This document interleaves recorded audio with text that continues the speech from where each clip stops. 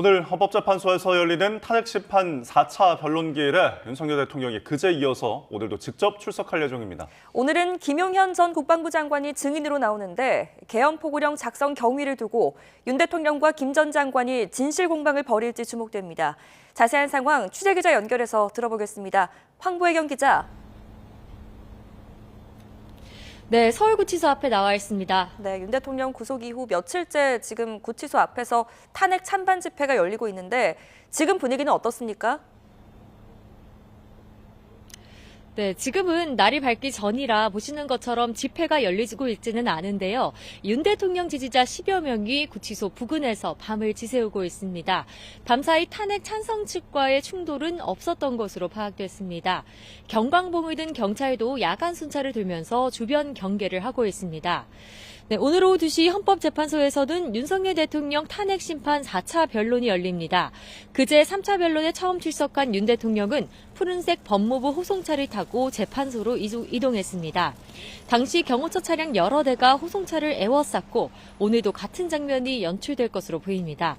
윤 대통령은 현직 대통령 신분을 감안해 포승줄을 차지 않았고 정장과 빨간색 넥타이 차림으로 심판정의 모습을 드러냈습니다.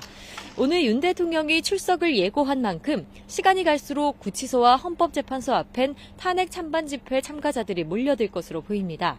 경찰은 이곳 구치소 일대에 경찰 기동대를 투입하고 안전펜스와 경찰 버스로 양쪽 집회 참석자들의 동선을 분리했습니다. 네, 헌법재판소는 오늘부터 본격적인 증인 신문에 들어가죠? 네, 그렇습니다. 오늘 탄핵 심판에는 김용현 전 국방부 장관이 첫 번째 증인으로 소환됐습니다. 법정에서 윤 대통령과 구속 후 처음으로 대면이 이뤄지게 될 것으로 보입니다. 주목할 부분은 국회와 정당의 정치 활동을 금지해 위헌 요소로 꼽히는 계엄 포고령 1호 작성경입니다. 윤 대통령 측은 김 전 장관이 군사정권 시절 포고령을 잘못 베꼈다고 주장했는데 김 전 장관 측은 전체적인 검토는 대통령이 했다며 책임을 부인해왔습니다.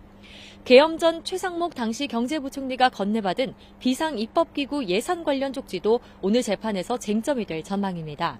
윤 대통령은 쪽지를 알지도 못하고 준 적도 없다며 김 전 장관이 썼을 것이라고 답변했는데 여기에 대해 김 전 장관이 어떤 입장을 내놓을지 관심입니다. 국회 측 대리인단은 증인들이 사실대로 진술하기 어려울 수 있다며 윤 대통령과 분리하거나 가림막이라도 설치해달라고 요구했습니다. 재판부는 오늘 평일을 거쳐 분리조치 여부를 결정할 방침입니다. 지금까지 서울구치소 앞에서 YTN 황보혜경입니다.